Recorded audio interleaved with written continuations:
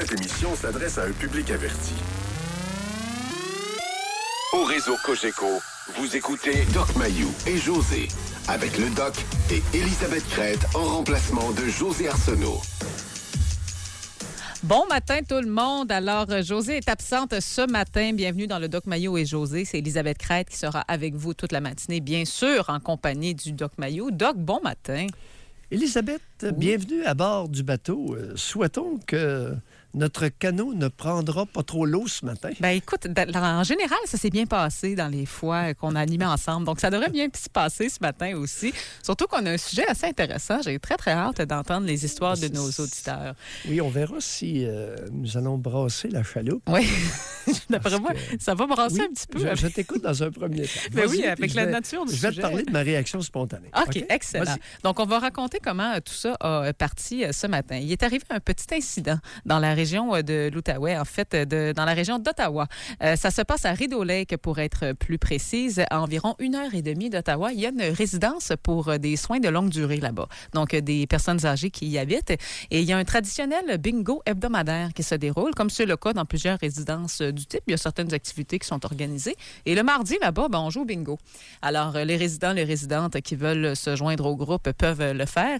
Et là, il y a eu un petit problème au niveau des chaises qui étaient disponibles, de ce que j'ai pu comprendre. Il y avait 2 dames qui voulaient s'asseoir à la même place et il y avait un seul siège qui était disponible. On parle de 2 dames, une de 79 ans et l'autre de 86 ans quand même. Donc, peut-être pas les personnes les plus en forme physiquement là, sur Terre qui sont prêtes à se battre. Là. Mais écoutez, Doc, croyez-le ou non, elles se sont chicanées au point d'en venir au cou, ces 2 dames-là.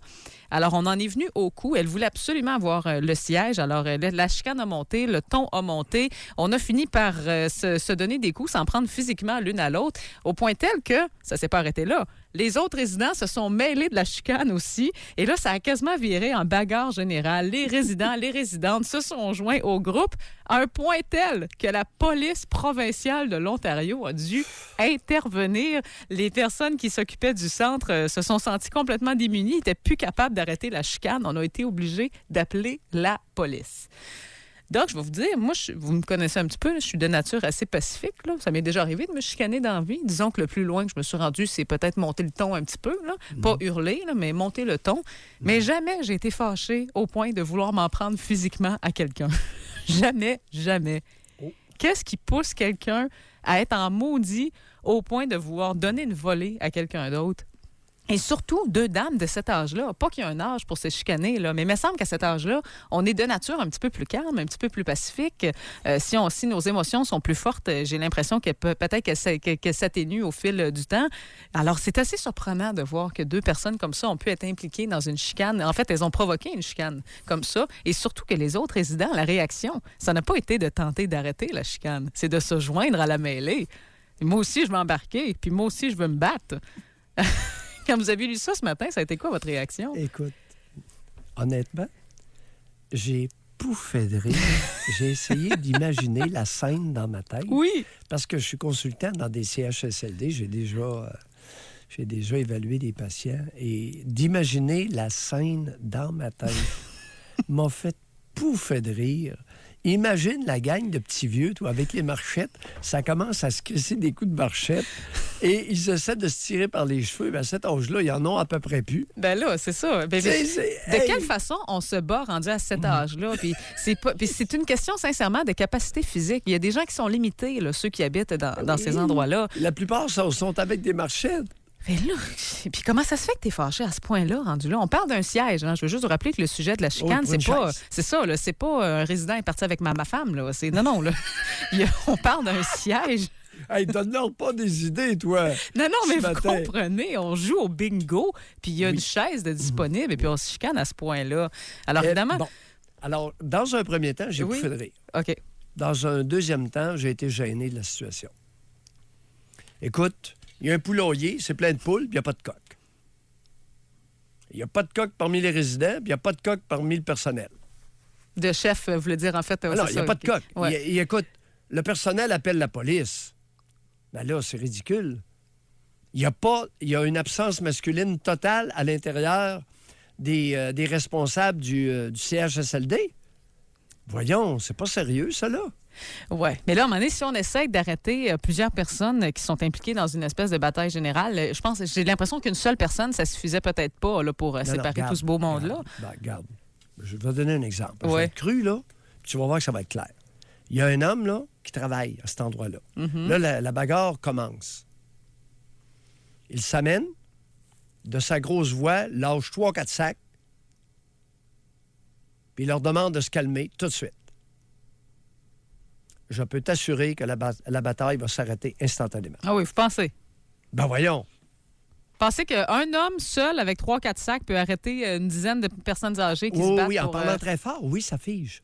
Ah C'est ouais? le principe du kiai en karaté. Oui, il aurait fallu oui, tester ça. Mais en fait, il y avait probablement des hommes dans le personnel, l'histoire ne le dit pas, mais je peux vous dire qu'il y avait des hommes il y a pas parmi d'hommes. les résidents qui se sont Oui, battus, par oui, exemple. oui. Ça, il y en avait. Oui, mais il n'y a pas de... Écoute, un homme qui arrive, là, puis d'une grosse voix très forte, lâche 3-4 sacs, là, je t'assure que ça glace momentanément, puis là, le monde, ça se calme. Ouais, peut-être, mais en tout cas, une police qui arrive aussi, puis qui est armée, puis qui dit, là, calmez-vous, je pense que ça, c'est assez... Non, on poursuit la constable bord. Ben, Arrive une policière armée qui mesure 5 pieds 3. Bon. Oui, mais Elle c'est une a fini. policière. La figure d'autorité est quand même importante, je pense, ici, pour les personnes âgées, pour les personnes âgées surtout. Là, parce que là, il n'était pas question non plus de se battre avec tout ce monde-là. Je pense que c'était juste de calmer la chicane. Mais quand même, moi, je vais vous dire, si j'avais été policière cette journée-là, puis j'avais été dépêchée sur les lieux, j'aurais pas trouvé que c'est l'événement le plus excitant de ma journée. Là. On s'entend.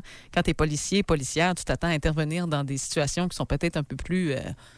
des situations plus dangereuses un petit peu. En fait, la première question que je me serais posée, c'est comment ça se fait que vous n'êtes pas capable de régler ça à l'interne, là? Ça vous prend la police pour régler une bataille de... Oui, c'est gênant. C'est un petit peu gênant, effectivement. D'où mon sentiment d'embarras lorsque j'ai vu ça.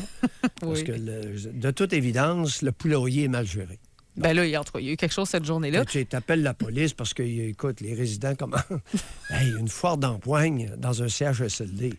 On convient que ça fait les manchettes, on en parle ce matin. Ouais. Ce n'est pas sans raison. Puis la raison étant une chaise pour rester au bingo. Aïe, aïe. C'est Aïe, spécial. aïe. Mais Bon, si on en ceci vient à la étant dit- base... Bon, Oui, allez-y. Ceci étant dit, ben là, tout à l'heure, tu as mentionné quelque chose. Et je suis pas sûr que tous les auditeurs vont être d'accord.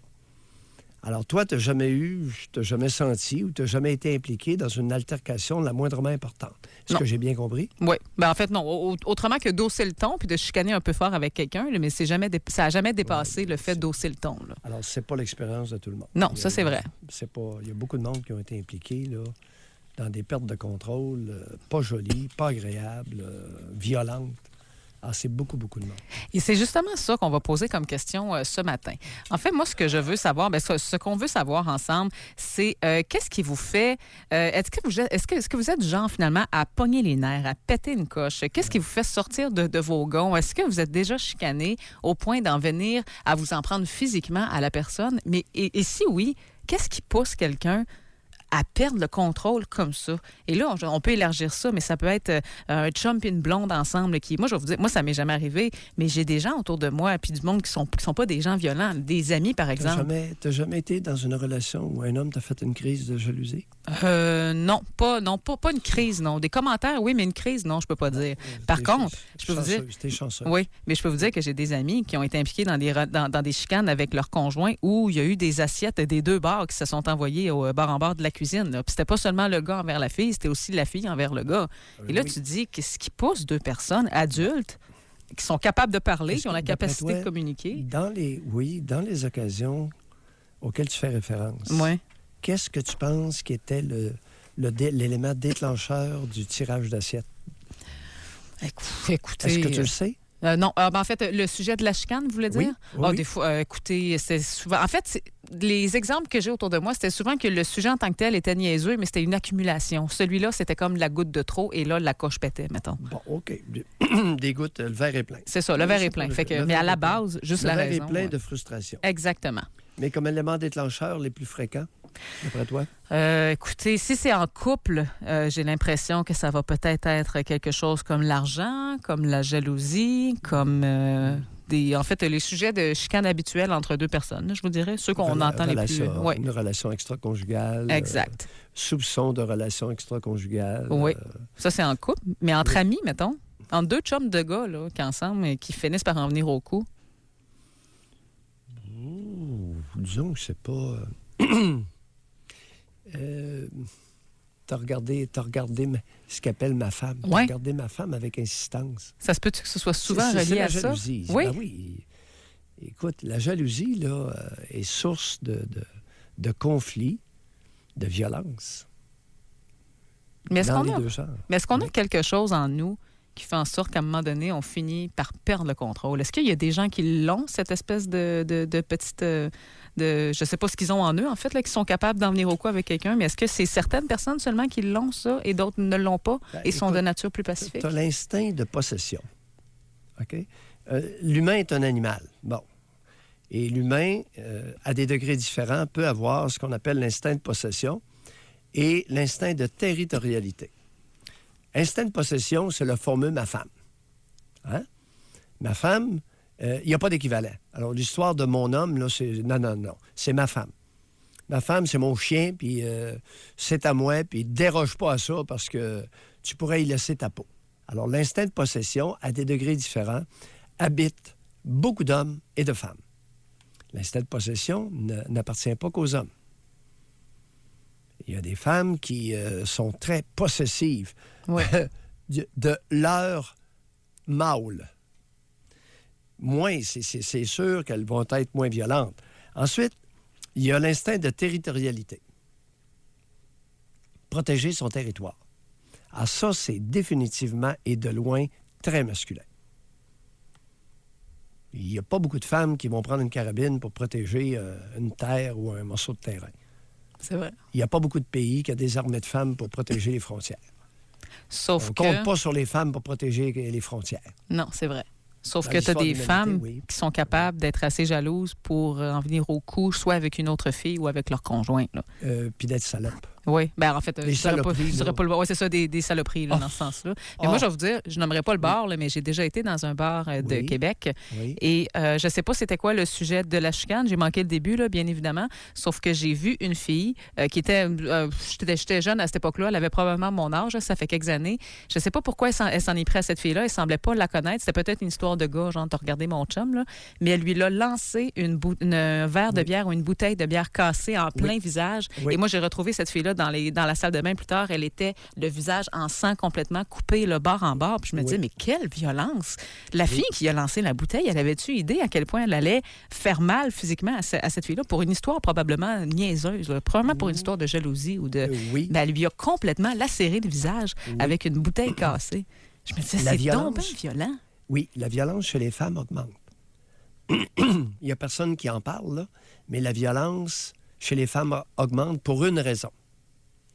Une raison principale, amphétamine, cannabis. La drogue, peut-être. Ouais. Principalement amphétamine. Ça cause beaucoup de violence chez Cocaïne. les... Ouais. Ouais, amphétamine, cocaïne, les psychostimulants. L'alcool, est-ce que ça peut augmenter la violence? Non. Non? Non. Surtout lorsqu'elles en prennent, rendues au 4e verre, là, elles ont de la difficulté à viser la proie, tu sais. Puis chez les hommes, est-ce que ça peut augmenter de la violence? Oui. Oui, parce que Dépendamment. parce que dans plusieurs cas de violence conjugale, la femme disait souvent c'est quand il buvait qui était le plus violent. C'est quand il buvait que... Oui, mais ça peut devenir une excuse. En fait, ça peut être juste qu'on se ferme les yeux, mais il est violent en tout temps, là, pas nécessairement oui. plus... Et si vous avez du sang amérindien, soyez plus prudent avec l'alcool. Parce que ça prédispose à ce qu'on appelle une réaction idiosyncratique. C'est pas la même réaction de l'alcool que quelqu'un qui n'a pas de sang indien. S'il n'y en a Et pas... je le dis respectueusement, là, c'est pas...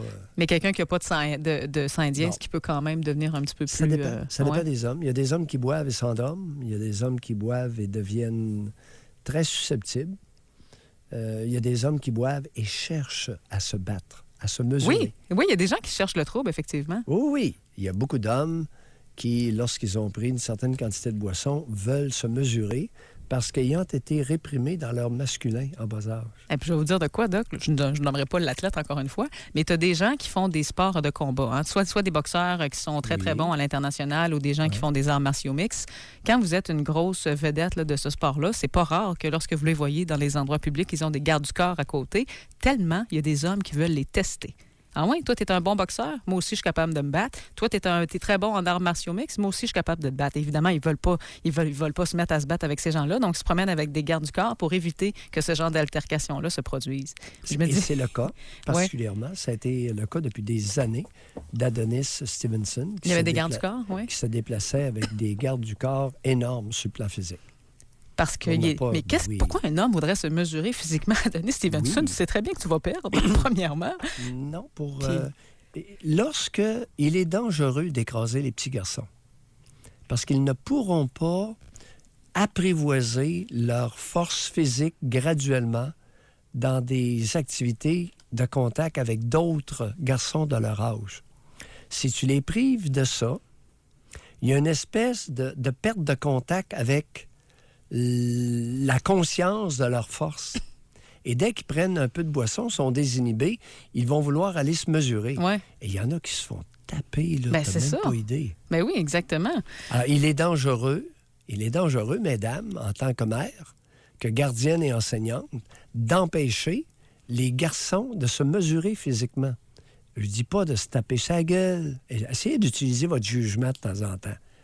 Faut qu'ils se dépensent, en tout cas. Là. L'interdiction, il faut qu'ils se mesurent.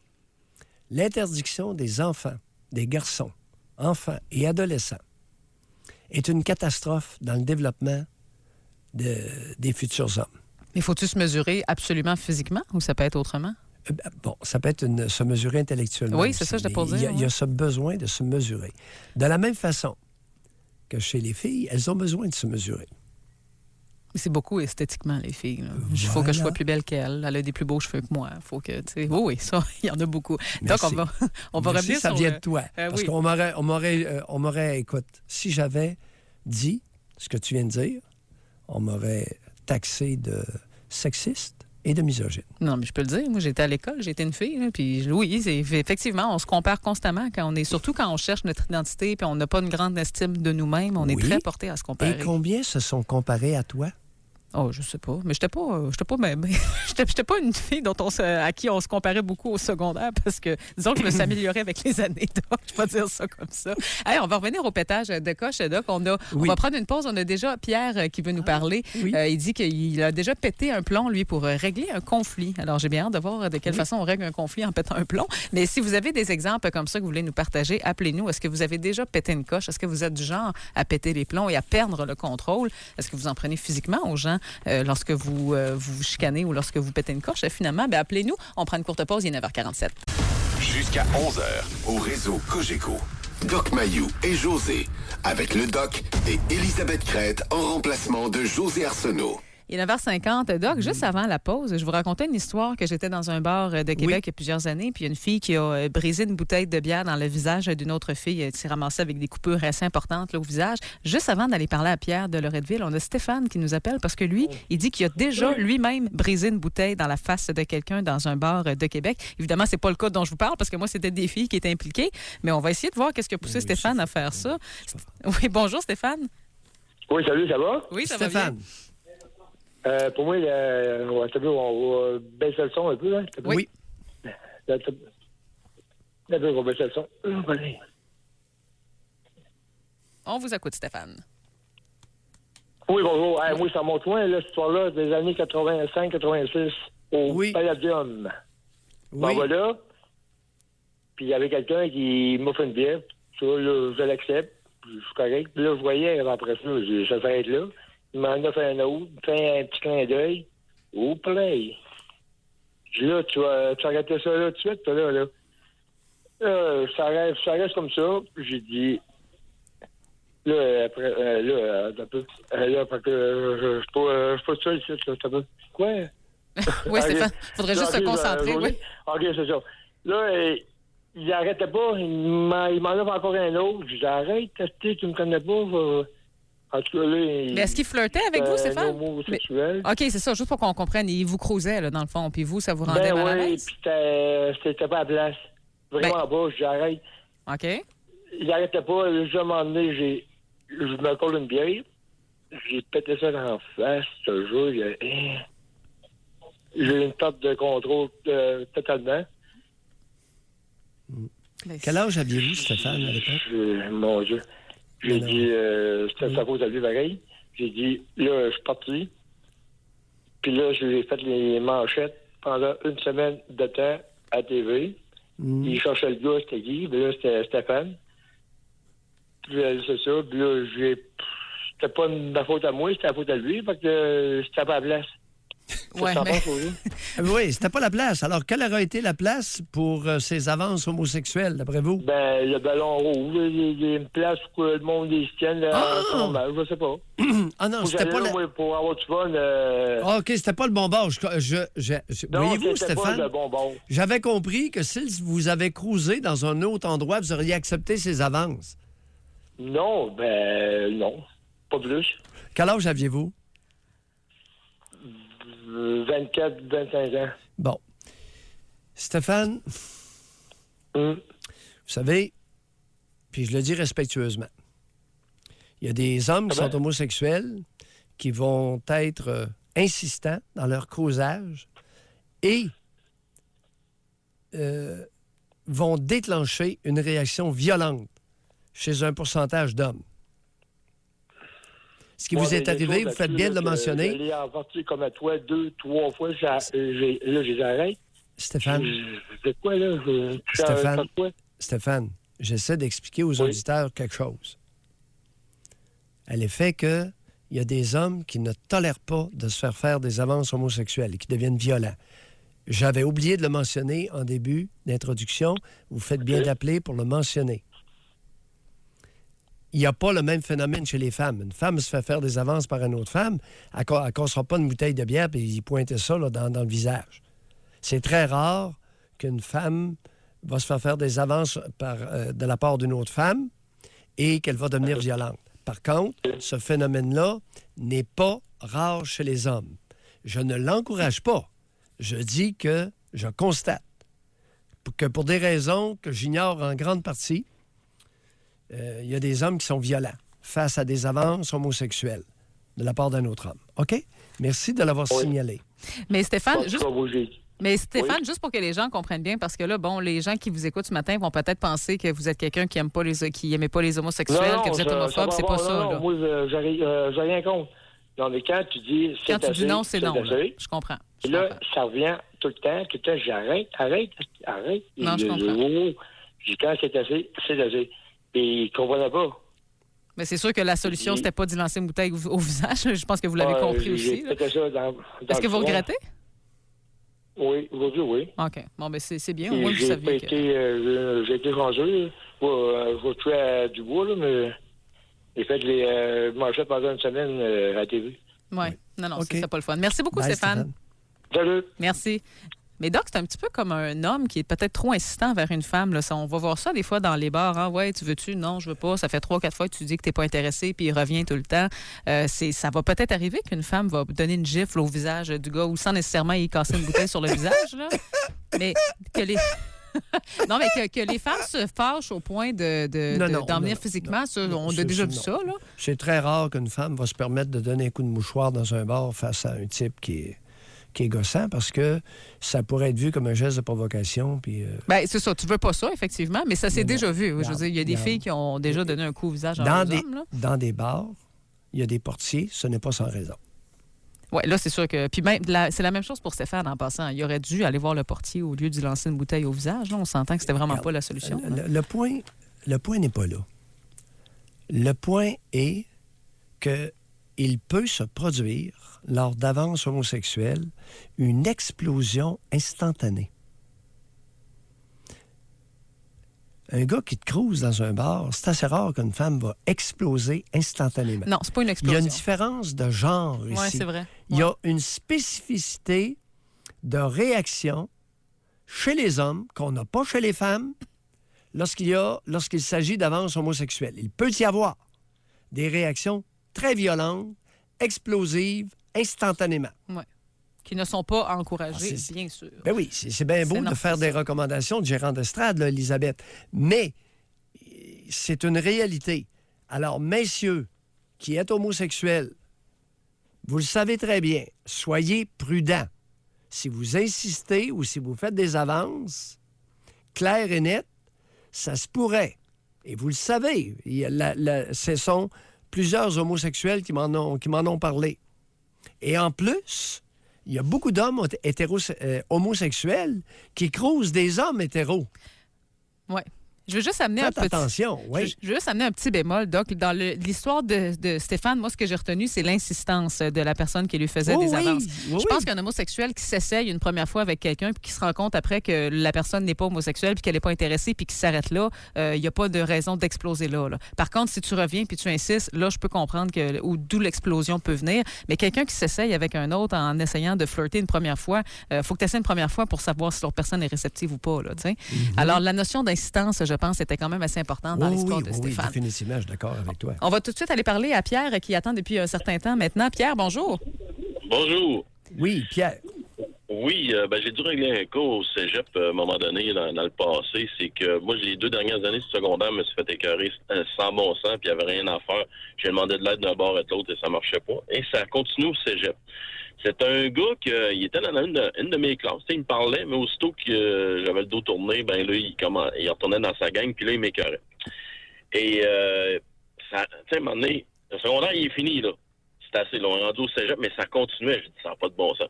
J'ai dit, vous connaissez le cégep Garneau, la salle des pas perdus. Ben, il a mangé un coup de poing devant tout le monde. Assez solide, il a dû se rendre à l'hôpital. Et ça a réglé un gros problème. Plus de personnes a arrêté d'écœurer tout de suite après. Ça a changé du tout au tout. Dans ce cas-là, ça a été utile. Ouais. C'est pas la première fois que j'entends des histoires comme ça, d'ailleurs, des jeunes qui sont intimidés, puis la journée où ils finissent par démontrer qu'ils sont capables de se défendre physiquement, c'est là que ça arrête souvent. Ouais, ça peut. Ça, c'est la réalité. T'sais. C'est sûr que, j'étais mineur, j'en ai profité. Là. Vous aviez quel âge, oui? J'avais 17 ans. 3 mois plus tard, j'allais avoir 18 ans. Ouais. Alors, vous n'êtes pas le seul à rapporter une expérience d'intimidation qui s'est terminée par un solide coup de poing. Exact.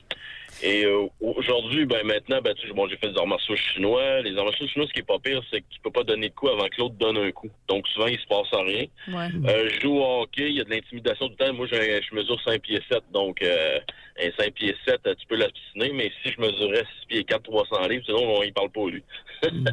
Donc, des fois, il faut que tu fasses ta place au hockey aussi. Oui, c'est vrai. Excellent. Pierre, merci beaucoup, Pierre, d'avoir appelé. Merci, bonne journée. Merci. Au retour de la pause, Doc, on a un appel qui va être très intéressant. C'est Alexis qui veut nous parler. Alexis, c'est un jeune handicapé et il y a beaucoup de choses dans la vie qui lui donnent envie d'être violent, dont une en particulier. Il va pouvoir nous en parler au retour de la pause. On s'arrête, il est 10h pile. Jusqu'à 11h, au réseau Cogeco. Doc Mayou et José, avec le Doc et Élisabeth Crête en remplacement de José Arsenault. Il est 10h03, c'est Élisabeth Crête qui est avec vous aujourd'hui et demain en compagnie du Doc Mayou. José a pris un petit 2 jours de congé. Doc, on parle de colère aujourd'hui, on parle de pétage de coche. On a eu de bons appels, puis on en a encore, mais c'est beaucoup des hommes qui nous appellent. Hein? Puis j'aimerais ça savoir, les femmes, est-ce que vous pétez des coches, vous aussi? Est-ce que ça vous est déjà arrivé de perdre un petit peu le contrôle? On pourrait vous demander aussi, est-ce qu'envers vos enfants, des fois, vous haussez le ton puis vous sentez qu'il y a peut-être une perte de contrôle? Oui, c'est ça. Vous criez. Est-ce que vous criez? Est-ce qu'il vous arrive de crier comme une perdue envers de jeunes enfants au point de les figer, les tétaniser, les intimider, leur faire peur? Oui, ça va être intéressant de voir ça. Si vous ne voulez pas appeler, c'est sûr qu'on aimerait ça vous entendre de vive voix, mais si vous ne voulez pas appeler, écrivez-nous. Ça va être intéressant de vous lire. Et là, on va aller rejoindre de ce pas Alexis qui vient de Drummondville. Alexis, c'est un jeune handicapé, comme je le disais avant la pause. Il y a certaines choses qui lui fait sortir de ses gonds. Alexis, bonjour. Oui, bonjour, ça va bien, vous autres? Oui. Alexis, on vous écoute. Good. Je vous écoute, Doc, depuis longtemps, puis il y a des fois, vous avez des façons de régler des situations. Je vous dis pas que c'est tout le temps la meilleure, mais en tout cas, ce qui arrive souvent, c'est que comme étant un handicapé, on sort pas souvent parce que, vous l'avez vu depuis les derniers jours, il y a de la glace partout, des choses comme ça. Donc, les places d'handicapés au restaurant... Non, attendez un peu. Alexis, là, les handicapés, là, ça me dit strictement rien. Quel handicap avez-vous? Parlez de vous. J'ai une jambe il me manque une jambe, puis je suis obligé de me promener avec des béquilles. OK, une jambe en béquille. Bon, parfait. Ouais. Depuis, on vous comprend. Une dizaine d'années, là. Fait que ça fait longtemps, Oui. là, tu sais. Oui. Bon. Fait que t'arrives au restaurant, puis t'arrives pour prendre une place de parking. Il y en a plein partout. dans le fond du parking, mais ceux qui sont en avant avec des personnes handicapées, avec les pancartes. C'est plate à dire. C'est souvent, moi, ce que j'ai remarqué, des personnes avec des belles voitures, des BMW, ces choses-là. Puis là, ben toi, tu arrives pour te parquer, puis tu peux pas. Fait que ça arrive des fois que tu dis, ben je vais être poli, je vais essayer de parler à la personne gentiment pour lui faire comprendre que si elle veut être dans ma position, ben elle prendra ma place si elle a une pancarte handicapée. Fait que je suis très poli. Souvent, là, j'essaye avec la politesse, mais ça arrive 7 fois sur 10 que la personne nous envoie chier carrément, là.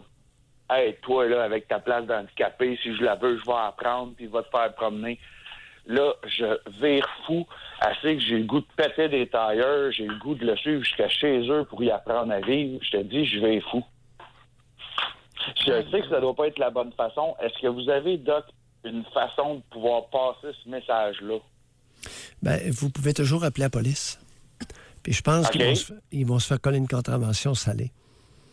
Mais, parce que je l'ai déjà essayé, mais souvent, la police arrive puis ils sont partis. Oui, mais vous prenez le numéro de plaque. Prenez le numéro de plaque. Ça peut fonctionner? Mais prenez une photo du véhicule dans le stationnement handicapé, puis prenez le numéro de plaque. Assurez-vous que sur la photo, on voit le numéro de plaque. Là. Oui, avec le numéro de plaque. Je pensais pas que c'était une preuve possible. Là. Ben oui. Oui, maintenant, avec les cellulaires, vous allez voir, vous allez en dompter plusieurs. Je vous remercie énormément parce que ça va être bien moins compliqué pour moi que de pogner un air. Attendez un peu. Bizarrement, Elisabeth, c'est mon cas ce matin. Sur le stationnement. C'est vrai? Que je paie. Je suis arrivé, il y a 2 stationnements pour handicapés, puis j'ai été obligé d'aller stationner à l'autre bout du stationnement, m'en venir tranquillement avec mes béquilles et une jambe sur la glace. Alors, arrêtez donc. Oui. Et je suis allé voir. Aucune des 2 voitures qui prenaient les 2 stationnements d'handicapés n'avait de vignette d'handicapés. Et la pancarte indiquant que c'était des stationnements pour handicapés a été pliée en 2. Oh non! A été pliée presque en 2. J'ai essayé de la déplier, j'ai pas été capable. C'était pas le cas hier matin, là, quand vous étiez là? Bien, je pense que ça fait quelques jours. OK. Ça fait quelques jours que c'est comme ça. Ça vous fâche-tu, ça, Doc? Non, attends un peu. Et là, j'ai essayé de déplier, puis j'ai pas été capable. Ouais. Mais je me demande, en quel honneur que ce petit panneau-là, qui a 1 pied de haut par 8 pouces de large, en quel honneur qu'il est plié? Puisque je suis pas capable de le déplier, puis il est vraiment... C'est de la grosse tôle épaisse. C'est-tu le déneigement, peut-être? Le camion qui l'a raccroché? Ou le camion, il passe pas si proche que ça. La neige est toute là. Oui, c'est vrai. C'est spécial. Je ne sais pas. Alors là, je vais essayer de rejoindre les responsables et dire, écoutez, surveillez votre stationnement, parce que hier et aujourd'hui, là, j'ai été obligé de m'en venir faire le stationnement au complet sur la glace, en béquille. Les 2... Quand on tombe, c'est pas drôle, là. Arrêtez donc. Ah non, je comprends. Savez-vous quelque chose dont je me suis armé? Je me suis armé d'une botte d'Hydro-Québec. J'ai eu un cadeau. J'ai un client qui travaille. Oui, j'ai eu un cadeau. C'est une paire de bottes d'Hydro-Québec avec clouté en dessous qu'on met par-dessus nos chaussures d'hiver. Je vous dis ça en passant, là, c'est ma meilleure à date. Là. Des crampons, là, comme ça, tu les souliers, ça fonctionne avec sur des clous. Glace. Oui. Mais c'est sûr qu'à la base, vous êtes supposé avoir un stationnement disponible pour vous, là, Alexis, puis je vous comprends d'être fâché. Là. Avec cellulaire... Juste une petite question. Oui, allez-y. Est-ce que ça vous met en run, monsieur? Alexis... la question, c'est juste de savoir si je suis normal, dans le fond. Alexis... Que ça m'enrage, moi aussi. Alexis, j'ai un naturel bienveillant. Mais la bonasserie, comptez sur quelqu'un d'autre. Merci beaucoup ce matin, vous me faites du bien. Alexis, merci beaucoup d'avoir appelé. Bonne fin de journée. Une maudite coïncidence, c'est mon cas matin. Hey, je vais être obligé d'appeler le stationnement. Juste avant... Olympique. Oui, juste avant d'aller parler à Vincent, Doc, je vais continuer sur les stationnements handicapés. J'ai une petite anecdote. Là. J'ai une de mes amies qui est handicapée aussi. Elle est en chaise roulante. Et c'est une athlète paralympique. Alors, elle a habité aux États-Unis pendant très, très longtemps. Et elle me racontait qu'aux États-Unis, il y a certains endroits où on donne des vignettes pour handicapés à des gens qui ont seulement un surplus de poids. Elle dit, pendant que moi, il faut que je me roule du fin fond du stationnement sur ma chaise roulante vers l'endroit, il y a quelqu'un qui a un surplus de poids à qui on a donné une vignette d'handicapé qui a pris ma place. Alors que tout ce que tu as à faire, tu as tes 2 jambes, toi, là. Tu peux marcher sur tes 2 jambes parfaitement, puis moi, il faut que je me roule de l'autre bout du stationnement. Sais-tu l'autre caractéristique qui est importante? ton ami qui est handicapé, est en chaise roulante, il faut Oui. qu'elle débarque sa chaise roulante. C'est que les stationnements habituels sont pas assez larges. Oui, effectivement, c'est vrai. Alors, moi, là, si je me stationne entre deux voitures, je dois débarquer, aller à la porte arrière, l'ouvrir, prendre mes béquilles, mon sac, puis là, entre les deux voitures, manœuvrer avec mon sac sur le dos puis mes béquilles. Ah non, J'ai là. pas assez d'espace. Eh non, je comprends. Tu comprends? Ah non, ça Alors, peut être c'est pas, frustrant. chers auditeurs, les stationnements d'handicapés sont toujours plus larges. Pourquoi? Parce que quand on est infirme ou handicapé, on prend plus de place Oui. pour sortir du véhicule. Ah, il y a un peu de respect. Il me semble que c'est la moindre des choses. Là. On va aller parler à Vincent maintenant. Bonjour, Vincent. Oh! Oui. Alors, moi, la seule fois, dans le fond, où j'ai répondu avec de la violence, c'était l'équivalent du secondaire 1. Dans le fond, je viens de France, mais c'est ça, c'était à cet âge-là, là, à 12 ans. Puis, on avait un cours d'éduc, puis je me faisais écœurer quand on était en train de se changer après le cours d'éduc. Puis ça faisait quelques jours que je me faisais écœurer par un petit groupe de gars, là. Puis, à un moment, c'est ça, ils ont pris une de mes chaussures, puis ils se la passaient entre eux. Puis là, j'ai dit arrêtez, là, sinon ça va mal finir. Puis là, j'ai un coup de poing qui est parti. Là. Oui. Puis, ça a été le seul, parce que ce petit gars-là, après les cours, il est venu avec sa mère sonner chez moi. Puis, ma mère était vraiment frue. Puis, là, elle a commencé à m'engueuler. Puis, elle m'a dit, tu vas voir, quand ton père, il va rentrer. Quand mon père est rentré, dans le fond, ils ont eu une discussion. Puis là, il m'a dit, il était content. Il m'a dit, regarde, c'est une affaire de petit gars, là. Ça s'est réglé entre petits gars, puis ça va en rester là. Puis moi, je l'ai vraiment amoché, mais ça a été la seule fois Oui, de ma vie où j'ai répondu Vincent, par des coups, là. Vincent, il est important que dans les poulaillers, il y ait quelques coqs. Mhm. J'ai utilisé cette analogie avec le règne animal en début d'émission. Pour l'histoire du CHSLD, où deux poules se sont affrontées, deux vieilles poules. Oh oui, j'ai entendu ça tantôt. Alors, l'analogie avec les groupes de garçons, 10, 12 ans et adolescents, c'est important qu'il y ait quelques hommes autour. S'il y avait eu un homme, un surveillant ou un homme pas loin, il n'y aurait pas eu ces choses-là. Vous n'auriez pas eu à. Alors, c'est important que les poules le sachent. Que les garçons, on encadre ça, sinon, il va arriver toutes sortes d'histoires. OK? Mhm. Bye. Merci On appelle ça beaucoup. faire un peu de prévention. Appréhender des problèmes avant qu'ils arrivent. Merci beaucoup, Vincent, d'avoir appelé. D'ailleurs, Doc, au début de l'émission, lorsqu'on a raconté l'histoire des deux dames qui se sont chicanées dans le centre de vie de longue durée, vous avez parlé justement de l'analogie du coq et de la poule, en fait, du coq dans le poulailler. Poulailler, C'est oui. ça. Et vous avez dit, ça prend un homme qui va arriver, qui va lâcher 2-3 Hey. sacs, puis tout ça. On a un infirmier qui nous a écrit à ce sujet-là. Je vais juste vous le lire avant qu'on passe à l'autre appel. Mais en fait, non, Flora, à la pause après. Mais restez avec nous. La personne qui est en ligne présentement, j'ai pas son nom. C'est Jason. Jason, restez en ligne. On va vous parler au retour de la pause. Il y a un infirmier qui nous a écrit sur votre image. Et il a dit, je suis infirmier sur une unité de psychiatrie. Moi et mon collègue, on est d'accord avec le doc de s'imposer comme homme avec une grosse voix a toujours sa place. Ça s'appelle une trêve dans une escalade d'agressivité. Mais oui. Mais voyons! Merci, cher auditeur. Merci. Est-ce que le masculin a encore sa place en quelque part dans notre société, dans notre tribu? Élisabeth? En tout cas, visiblement, ça fonctionne dans une unité psychiatrique. Alors, j'imagine que ça doit fonctionner ailleurs aussi. Donc, on doit Hey, prendre une pause. 2019, je suis un peu gêné de devoir, en 2019, affirmer des lapalissades. C'est une vérité de la palisse qu'un coq dans une cour, dans un poulailler, ça peut ramener l'ordre. Vous avez toujours les bonnes images. Hey, on n'a toujours pas de femme qui a appelé. Là. S'il vous plaît, appelez-nous 670-9330. Je sais qu'il n'y a pas juste les hommes qui pètent des coches aussi. Est-ce que ça vous arrive de monter, de crier après vos enfants au point tel là, de les terroriser, Oui, comme disait le doc tantôt? Élisabeth, Allez-y. est-ce que tu es à l'aise avec l'utilisation du... Oui, le texto, absolument. On a une question Spring, c'est vrai, à poser. Oh, mon Dieu, je savais pas qu'il y avait un petit Oui, sonore oui. pour ça. La question Spring. Alors là, on s'adresse aux femmes, par contre. On veut vraiment connaître les femmes, vos réactions dans une situation bien précise. Alors, Sous l'effet de la dope, oui, sous l'effet de la drogue, Avez-vous déjà été violente et qu'est-ce que vous avez fait? Oui. Qu'est-ce que vous avez consommé? En fait, ça serait le fun de le savoir aussi. Alors, vous avez quel âge? Qu'est-ce que vous avez consommé?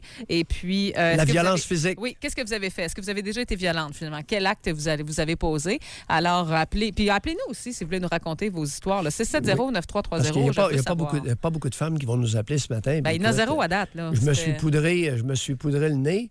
Et puis, ça m'a amené à être très violente. J'ai pris des amphétamines, puis ça m'a amené à être très violente. Ben oui. Là, allons-y par texto pour la drogue, si vous êtes trop gênant. De façon très anonyme. Oui. Et vous l'effacez tout de suite après. C'est ça. Parce que c'est criminel, tu comprends? Oui, c'est ça. On demanderait à des auditrices qui peuvent être reconnues de nous dévoiler un comportement criminel. Oui. Le pot est légal.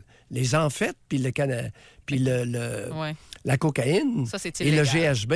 C'est vrai. L'ecstasy, c'est pas légal. Bon, ben allons-y pour la drogue par texto. Et par téléphone, si c'est dans une autre circonstance que vous avez pété les plombs, que vous avez perdu le contrôle, appelez-nous. On a 0 femme qui a appelé. Ça fait 45 minutes que l'émission a commencé. Oui. Mais on a Jason qui va nous parler au retour de la pause. Il est 10h16. Jusqu'à 11h, au réseau Cogeco. Doc Mayou et José, avec le Doc et Elisabeth Crête en remplacement de José Arsenault. Hey Doc, moi je pensais que le fait de lancer une bouteille en plein visage à quelqu'un dans un bar, c'était genre un événement isolé là, auquel j'avais assisté. Sauf que là, on a eu un appel à ce sujet-là tantôt, puis on en a un autre. Mais là, c'est une victime qui nous appelle. Oui. Jason a reçu une bouteille en plein visage dans un bar et s'est vengé quelques jours plus tard. Jason, bonjour. Bonjour. Oui, bonjour Jason, on vous écoute.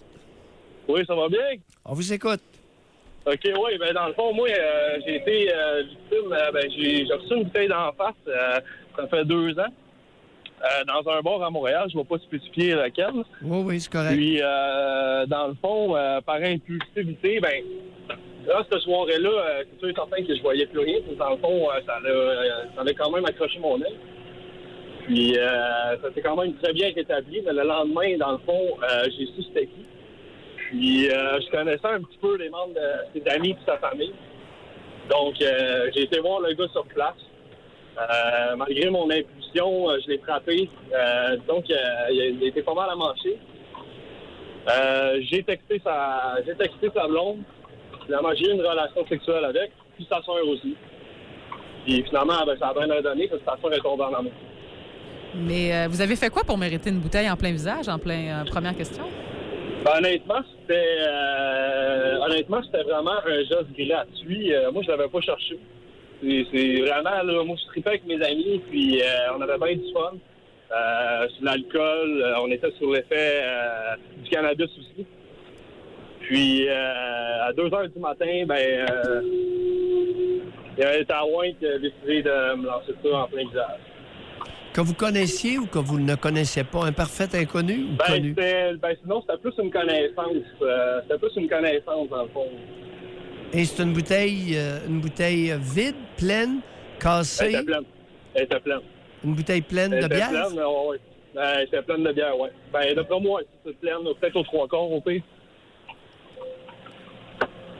Fait que vous l'avez frappé? Oui, je l'ai frappé, puis disons qu'il a été pas mal amoché. J'ai comme pas pu m'en retenir. Je peux pas vous dire que c'est le meilleur geste à faire, mais écoutez, c'était plus fort que moi. C'était plus fort que moi. Je veux dire, et vous avez texté... J'ai encore des séquelles. Oui, vous avez texté. Quelles séquelles avez-vous?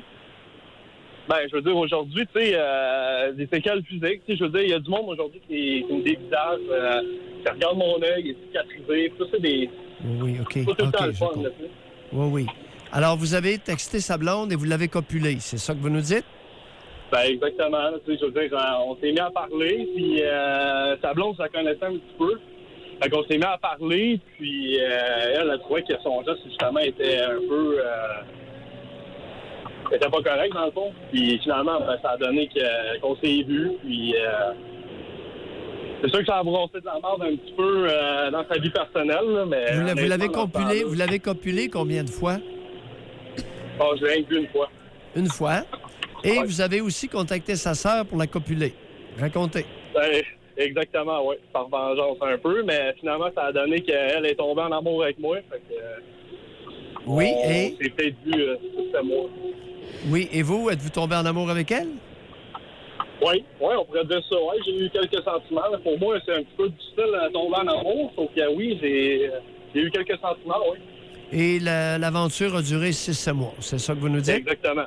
Exactement. Mais Jason, juste une question. Si on y va par... évidemment, je suis pas pour la vengeance du tout, puis jamais je vais prôner ça, là. Mais mettons, votre objectif là-dedans, c'était de vous venger pour un geste qui était assez violent. Vous êtes allé le tabasser par la suite. C'était pas comme équivalent au geste, à la violence du geste que vous aviez reçu. Je veux dire, le fait de coucher avec sa blonde et avec sa sœur, me semble que vous n'avez mis un peu, là, non? Oui, ben c'est comme je vous dis, c'était par impulsion. Puis écoutez, regarde, moi je vis pour le restant de ma vie avec cette cicatrice-là dans la face. Fait que, puis, tu sais, regarde, moi je l'ai pas demandé. Je l'ai pas demandé, puis son geste, tu sais, il aurait pu me crever un œil. Jason? Non, Même là, il aurait pu me tuer aussi. Hein. Jason, loin de moi, tout reproche. OK? Oui, oui. Bye. Merci d'avoir appelé pour le signaler.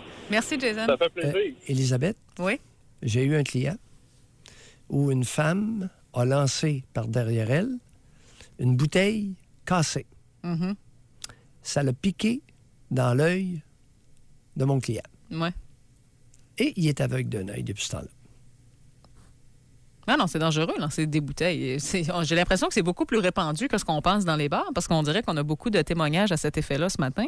Moi, je pensais vraiment que c'était un geste isolé là, que j'avais vu, mais visiblement pas. Mais je pense pas que les gens réalisent à quel point ça peut être dangereux. Là. Une bouteille cassée Ah oui, là, c'est... qui s'est plantée dans l'œil de mon client. Non, un ça verre, comme, c'est-à-dire... Non, excuse-moi, je vais reprendre. C'est un verre. C'est un verre qui a été lancé par en arrière et qui a frappé le visage de mon client, puis il y a une partie du verre qui est rentrée dans l'œil. Il lui a crevé l'œil sur le coup. Doc, les 2 prochains appels, ce sont des femmes. Elles ont répondu à l'appel, alors merci beaucoup. Il y a Mathilde qui est en ligne pour nous parler. Bonjour, Mathilde. Bonjour. Oui, Mathilde, on vous écoute. En fait, moi, mon histoire, comment je pourrais dire, donc, quand je sortais dans les bars, là, je vous parle des années fin 80, je ne sais pas pourquoi, dans cette période-là, en tout cas, je me faisais souvent pogner les fesses par des hommes. Évidemment, moi, ça me mettait hors de moi. J'étais une fille qui était assez réservée, un tantinet pudique, puis je laissais pas n'importe qui me toucher. Là. Je peux pas... j'étais assez sage à ce niveau-là. Là. J'ai excusé l'expression, là, c'est peut-être un peu péjoratif, mais je couraillais pas, j'étais pas une courailleuse. Là. J'étais assez tranquille. Tu sais, une fois ou deux, je me suis choquée, mais à un moment donné, c'était répétitif. Puis, à un moment donné, les dernières fois que ça arrivait, j'étais vraiment écœurée, là. Puis là, c'est des claques qui partaient, là. Il y en a un d'un bar, là, qui m'a fait ça. Je l'ai pris, je l'ai rentré dans le mur. Puis, à longueur de bras que j'avais, il n'arrivait pas à m'atteindre, là. Puis, j'ai sacré, là, 2-3 claques d'en face, là. Puis, je suis partie après, là, j'en tremblais tellement que j'étais insultée puis choquée. Ça m'est arrivé une autre fois, un gars avec sa gang de chums, il voulait faire son snap, puis il m'a pogné les fesses comme ça en plein été, là. J'étais à l'extérieur à la porte du bar. Je suis partie en arrière de lui. J'ai sacré une claque, j'ai accroché le derrière de la tête, puis il m'a regardé, puis il s'est tourné, puis il m'a regardé avec un sourire. Ah là, je suis venue en furie. Je l'ai pris, j'ai rentré à la tête dans la voiture qui avait stationné juste à côté, là. Je l'ai reviré de bord, j'ai mis le coude sur la gorge, j'ai sacré une coupe de claques. Puis son ami était là, puis là, je faisais une pression vraiment sur sa gorge, puis il y a son ami à côté qui m'a regardé, puis il disait « Lâche-le! » J'étais tellement fâchée, je l'ai regardé, t'en veux-tu une, toi aussi? Je suis pas une fille violente, mais pas du tout, je me suis jamais battue de ma vie. Mais là, touche à mon intégrité physique, là, ça me mettait vraiment hors de moi, là, puis le gars, finalement, je l'ai laissé. Je suis partie après. Il y a des gens qui étaient là, « t'as bien fait, Je ne voulais même pas entendre ça. Je me sentais mal en même temps parce que j'avais eu recours à la violence, là, mais ça a été vraiment, là, c'était impulsif, mais je vous dis pas que je le referai aujourd'hui, là. Probablement que je me ferais poursuivre si je ferais ça, même si on est dans l'ère du MeToo, là. Je sais pas comment ça se passerait, là. Mais bref, c'est ça. Non, ça vous a vraiment fâché. Vous savez, il n'y a personne pour dire ça. La violence peut avoir sa place. Alors, la légitime défense, ça existe. Oui, c'est sûr que de même, je me disais, tu n'as pas le droit de toucher quelqu'un comme ça, tout simplement. Là. Voilà. C'est ça ce que j'ai dit au gars. J'ai dit les personnes qui me touchent, c'est moi qui décide qui me touche, puis où on me touche. Puis toi, je t'ai donné aucune permission. Non. Là, les claques ont parti. Très bien dit. Mathilde, merci c'est beaucoup. comme- Merci Merci, beaucoup d'avoir Mathilde. appelé. Plaisir. Puis, écoute, je veux pas non plus prôner la violence ni rien, mais bravo de vous être défendu parce qu'il y a beaucoup de filles qui auraient eu peur, qui auraient eu peur des répercussions, qui auraient eu peur de la réaction du gars. Et Mathilde s'est défendue là-dedans. Évidemment, vous savez, là, je ne prendrai pas la violence puis je ne vais jamais mettre l'emphase là-dessus. Par contre, je suis obligée de dire, Doc, que peut-être que dans certaines circonstances, une certaine violence peut avoir sa place. Évidemment, il faut que ce soit équivalent au mal qu'on a reçu. Là. On ne parle pas de casser un bras si on a reçu un coup de poing dans le dos. Là. Sauf que je pense que comment Mathilde réagit, ça peut possiblement là, être une violence équivalente, mettons. On va maintenant aller parler à Daniel de Québec. Elle dit que son plus gros pétage de coche, ça remonte au secondaire. Daniel, bonjour.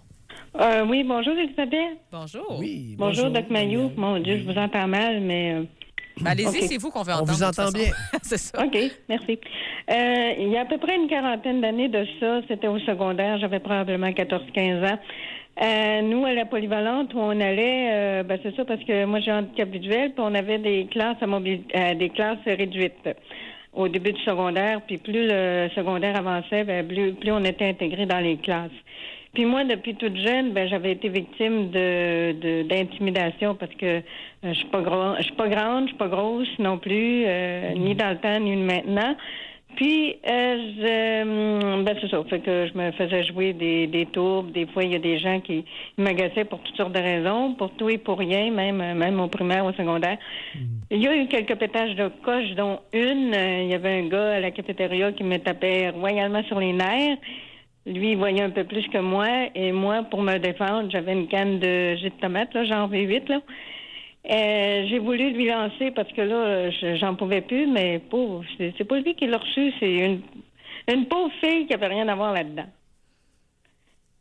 Puis moi, ce que je trouve plate, c'est que il y a des gens qui sont comme nous autres, puis des fois, puis là, on se fait intimider, puis quand on est plus faible, quand on est plus petit, on se fait écœurer. Quel était... Vous avez quoi comme handicap? Est-ce que vous voyez un peu? Pas du tout? Oui. Vous voyez un peu? Oui, j'ai un petit résidu, oui. Un résidu de vision. Oui. Bon. Quel était le niveau, à l'époque, de surveillance? Est-ce qu'il y avait des adultes qui surveillaient en quelque part? Oui, moi, ce que je me souviens, c'est qu'il y a un prof, à un moment donné, qui a passé par là, puis qui a dit, là, qu'est-ce qui se passe, là? Expliquez-vous, puis expliquez-vous pendant que... Je me souviens des mots encore qu'il a dit, expliquez-vous pendant que... battre le fer pendant qu'il est chaud, là. Mais je pense qu'on n'a jamais voulu... Non, en tout cas, moi, j'ai dit, là, il m'a Daniel, écœuré pour ci, pour ça, là. Je me souviens plus la raison, là. Daniel. Mais Daniel? la surveillance, j'ai l'impression qu'il devait y en avoir plus ou moins, parce que je pense que le midi, les profs n'étaient pas là. Mais il y avait les gens qui étaient à la cafétéria aussi, qui peut-être que... Parce que, il est arrivé d'autres choses à d'autres mondes, mais sauf que... il y avait plus les gens à la cafétéria, les profs... dont, ce que je me souviens, les profs étaient absents. Daniel, comment expliquer que des groupes de jeunes soient ensemble sans surveillance de la part d'un adulte? Vous l'avez dit vous-même. Il y avait un prof qui, tout à fait par hasard, qui a passé par là. Hey, expliquez-vous. Surveillance plus ou moins. Mais c'est quoi cette affaire-là? Je ne sais pas. Je peux pas vous dire. C'est quoi cette histoire-là pour les responsables de ne pas surveiller des groupes de jeunes? C'est un fait, là. Mais c'est quoi? Oui. Élisabeth, je la comprends pas. Non, c'est vrai. Non, il y a plusieurs cas d'intimidation dans les écoles qu'on dirait qu'il n'y a personne qui est autour de ces jeunes-là, jamais. Là, écoutez, ça fait 40 ans, c'est pas d'hier que ça existe. Non, mais c'est encore la même chose aujourd'hui, je peux vous le dire. Oh, Il y a je sais que ça va toujours être comme ça, malheureusement. Non, Des groupes de jeunes, on surveille ça. Non, c'est vrai que effectivement, c'est une question qu'on se pose souvent. Mais merci beaucoup d'avoir appelé, Daniel. Merci. Ah non, écoutez, même aujourd'hui, Doc, dans les cas d'intimidation, souvent, les parents, ce qu'ils déplorent quand leur jeune est intimidé, c'est ça. Il n'y a personne qui a vu qui est en train de se faire battre dans le cours d'école. Il n'y avait personne qui regardait ça. Comment ça se fait que les surveillants étaient si loin qu'ils ont eu le temps de faire tout ça là, avant qu'ils arrivent? Là? Fait que non, effectivement, c'est assez surveillance. Doc, au début de l'émission, lorsque vous m'avez posé la question pourquoi tu penses, Elisabeth, que les couples se chicanent ou les gens pètent des coches, on a relevé 2 choses. En fait, moi, j'ai dit, d'après moi, ça doit être des histoires d'argent ou peut-être d'infidélité ou de jalousie. Écoutez bien l'histoire, ça regroupe ces 2 éléments-là. Julie nous écrit au 25226 « Je ne suis pas fière de le dire, mais j'ai déjà tiré un 2 litres de liqueur par la tête de mon mari parce qu'il ne voulait pas comprendre que si tu dépenses l'argent du budget, il n'en reste plus pour les paiements. Une autre fois, il a fait une crise de jalousie et je me suis dirigée vers lui le poing en l'air. Il s'est caché dans la salle de bain et il a le double de mon poids et j'étais à jeun. » Alors, les 2 raisons regroupées dans la même personne, l'argent et la jalousie. Oui. C'est spécial quand même. Hein? Parce qu'il y a beaucoup de gambling. Hein? Oui. Il y a beaucoup de... Problème de... Oui, problème de gambling. Alors, ça peut amener des dépenses qui vont priver la famille ou l'autre partenaire d'argent. Oui. Si tu es la personne du couple qui s'occupe du budget, puis tu te rends compte qu'il y a des trous un petit peu partout, ça peut être un petit peu fâchant, effectivement. Oui. Donc, on s'arrête pour une pause. Si vous avez des histoires à partager avec nous, est-ce que vous avez déjà pété les plombs? Est-ce que ça vous arrive de perdre le contrôle dans certaines situations? On n'a pas eu de parents encore qui ont appelé pour dire qu'ils s'y pètent les plombs après leurs enfants. Ça serait le fun d'avoir des exemples comme ça, d'histoires comme ça. Est-ce que ça vous arrive des fois de perdre le contrôle avec vos propres enfants, d'hausser le ton, de les terroriser, de crier après eux, là, littéralement? Ce serait intéressant de vous entendre au 670-9330. Il est 10h34, on s'arrête pour une pause. Jusqu'à 11h, au réseau Cogeco. Doc Mayou et José, avec le Doc et Elisabeth Crête en remplacement de José Arsenault. Il est 7h37, c'est moi qui est avec vous aujourd'hui et demain en compagnie du Doc Mayou. José a pris un petit congé. Doc, on a posé une question Spring un petit peu plus tôt. On a demandé aux femmes uniquement parce qu'on voulait se concentrer sur ce sexe-là. Les femmes, est-ce que vous avez déjà été violente sous l'effet d'une drogue quelconque? Alors, on voulait savoir votre âge, le type de drogue que vous aviez consommé et comment la violence s'était manifestée finalement. Qu'est-ce que vous avez fait sous l'effet de la drogue finalement? Et on a quelques textos qui sont entrés. Je vais commencer à en lire quelques-uns. En fait, c'est un homme qui nous a écrit au sujet de sa conjointe pour celui-là. Il dit « Ma blonde est une toxicomane. Elle consomme de la coke et peut être très violente quand elle revient de ses soirées de poudre. Elle a 22 ans. Elle m'a tiré à côté de la tête une cafetière. Ça aurait pu être très dangereux. » Je comprends que ça aurait pu être dangereux. OK. On va commencer à se dire les vraies choses de façon anonyme. Oui. Est-ce qu'il y en a d'autres? Il y en a d'autres, effectivement. Est-ce qu'il y en a des femmes? Oui. Il y a une femme de 53 ans qui nous a écrit « Il y a plus de 20 ans, je consommais de la cocaïne et du PCP avec mon conjoint, le père de mes enfants. Je n'étais pas du tout violente quand je consommais. C'était le lendemain. J'étais irritable, sans patience et je perdais le contrôle, surtout avec mon plus vieux. Je l'ai souvent tapé, pas battu. Attends un petit peu, le texto est allé sur l'autre page. Je l'ai souvent tapé, pas battu, juste tapé et je criais beaucoup, vraiment beaucoup. Un jour, à l'âge de 7 ans, mon grand m'a poussé après que je lui ai tapé. » Alors, finalement, l'enfant s'est tanné, je pense, des colères de sa mère. Mais c'était le lendemain, c'est spécial. Hein? C'était pas c'était pas sous l'effet de la drogue, finalement. Oui. Alors, je sais pas si c'est quelque chose qui est courant, ça, une fois que...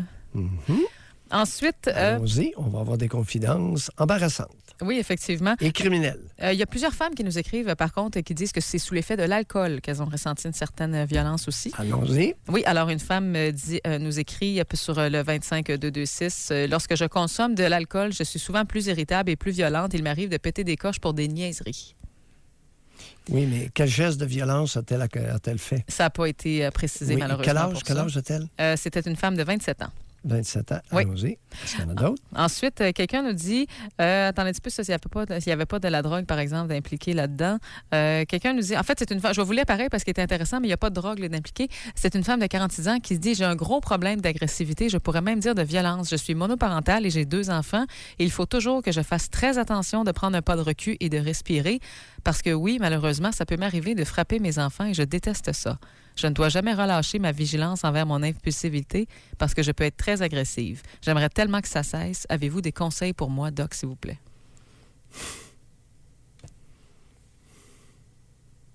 Qu'est-ce que tu veux que je lui dise, Elisabeth? J'ai aucune idée. Que c'est criminel de frapper un enfant? Ben, c'est ça, là. C'est parce que je pense que visiblement, votre vigilance n'est pas à son maximum parce que ça vous arrive de frapper vos enfants. Ouais. Parce qu'il n'y a pas de bon sens, là. Alors, assurez-vous de ne plus en avoir. Ça, ce serait le premier conseil que je lui donnerais. Une méthode, un moyen de contraception, une stérilisation définitive. Et je vous informe que le Sénat canadien est en train de se pencher sur un projet de loi S-206 qui vise à éliminer l'article 43 du Code criminel du Canada qui invite les parents à varger sur les enfants.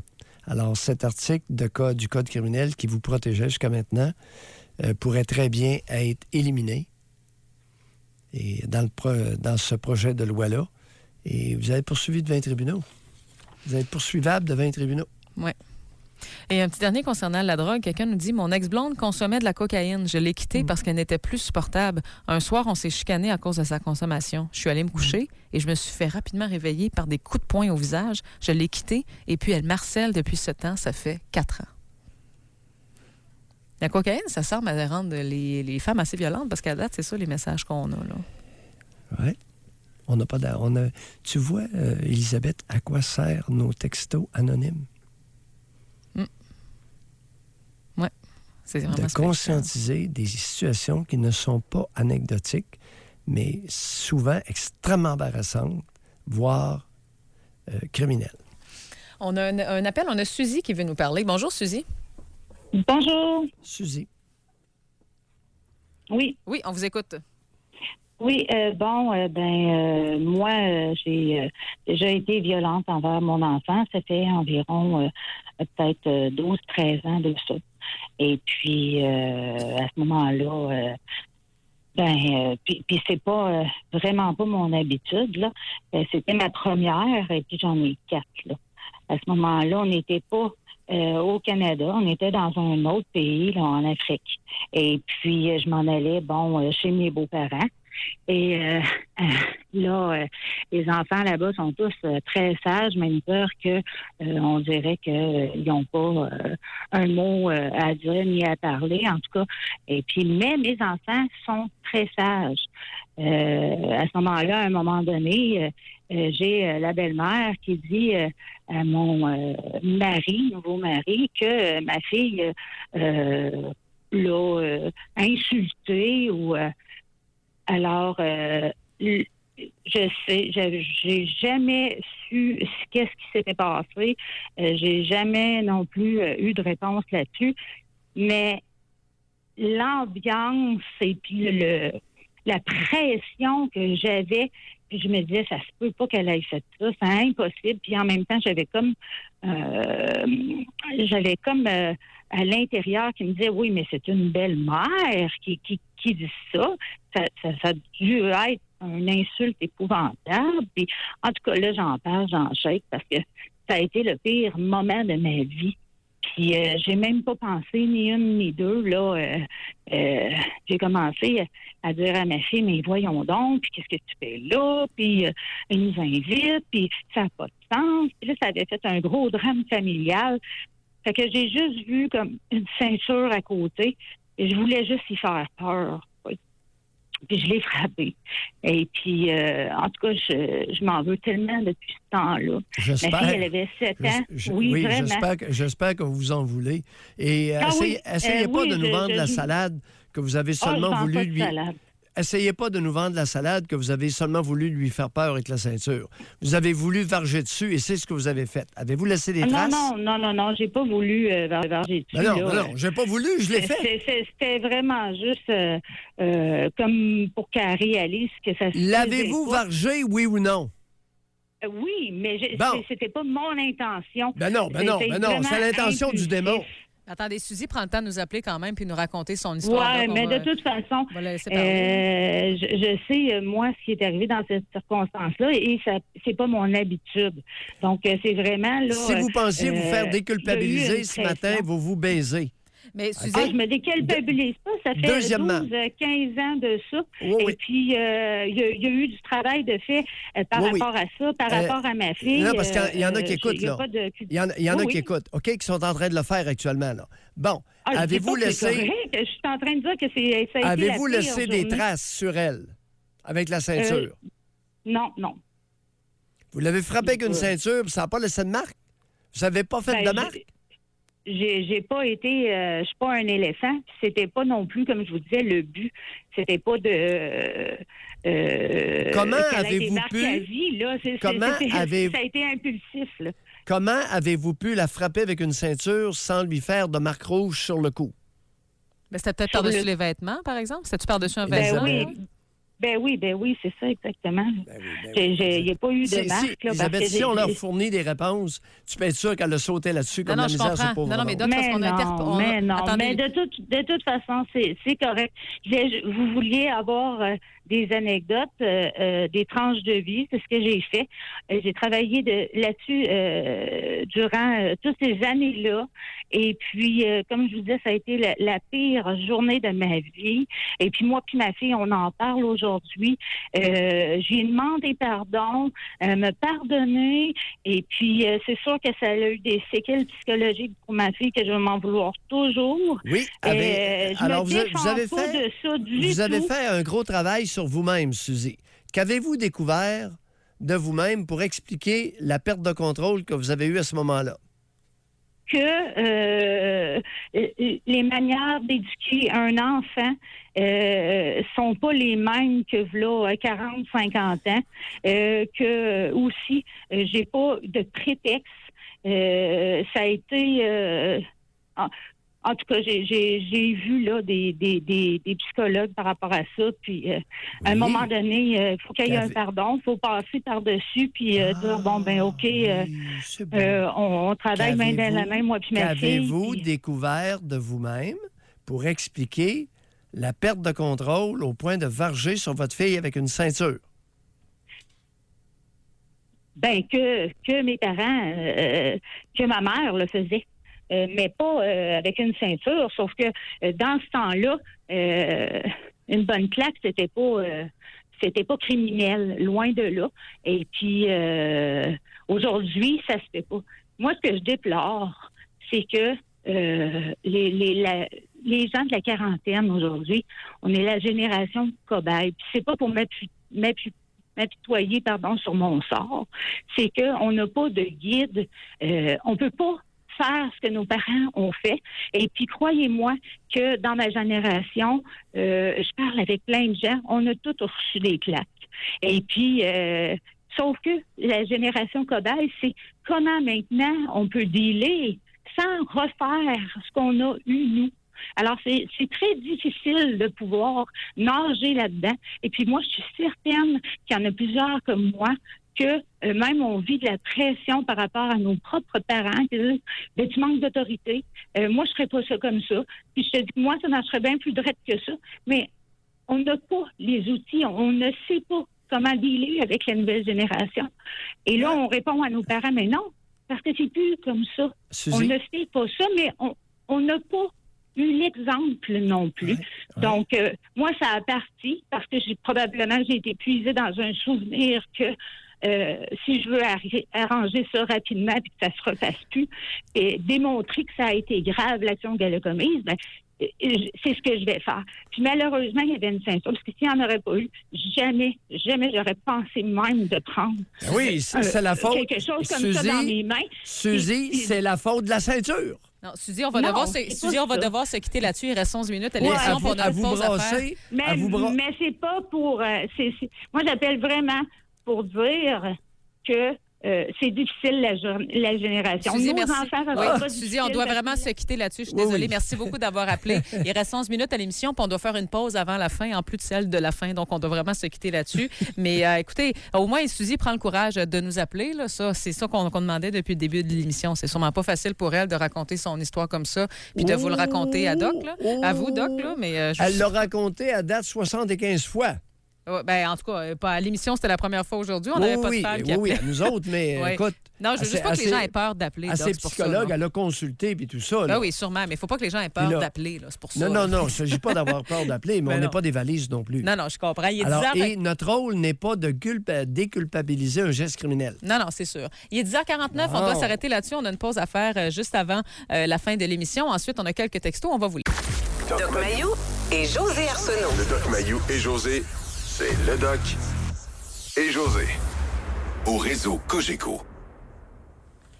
Il est 10h53, Doc, on est dans les dernières minutes de l'émission. Je vais être avec vous demain aussi pour l'émission Le Doc Mayou et José. José va être de retour lundi. On va lire quelques textos pour la dernière partie de l'émission parce qu'on en a reçu beaucoup dans la dernière heure et demie. On va en lire une d'une femme de 45 ans. Oui. Elle dit « Lorsque j'ai pris un peu trop d'alcool, je deviens méchante envers mon conjoint. Dans un calme incroyable, je trouve toutes les répliques méchantes, souvent avec des sous-entendus. Il finit par pogner les nerfs et là, je prends plaisir à lui dire qu'il est impulsif, même si c'est moi qui l'a provoqué. Je consomme seulement de l'alcool et ça m'arrive seulement en boisson d'agir comme ça. Oh, il va vous défouler, mais c'est pas ça à quoi on réfère. Ouais. On parle de violence, là.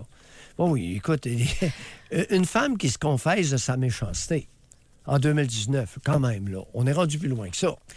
Alors, tout le monde sait que la méchanceté n'a pas de genre. La violence en a un, masculin. Maintenant, avec la dope, il y a cocaïne, psychostimulant, PCP, amphétamine, il y a de plus en plus de femmes violentes physiquement. C'est ça qu'on veut débusquer ce matin. Méchanceté féminine, madame, là, ça, tout le monde le sait. Ouais. Les femmes méchantes, là...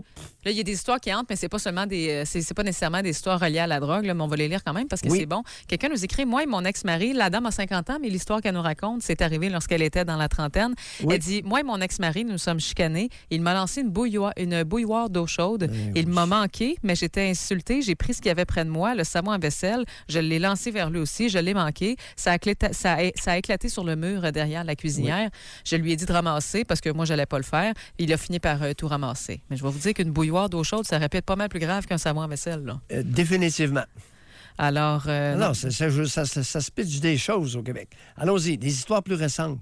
Ensuite... entre autres, en lien avec la dope, parce que la drogue a augmenté la violence des femmes. Oui, c'est ça. Mais en fait, j'aimerais savoir des histoires de drogue, mais je ne sais pas si on va avoir le temps d'en recevoir d'autres d'ici 11 heures, mais sinon, je vais vous lire d'autres qui entrent. Femme de 37 ans. Elle dit, j'ai été battue 3-4 fois lorsque j'étais jeune.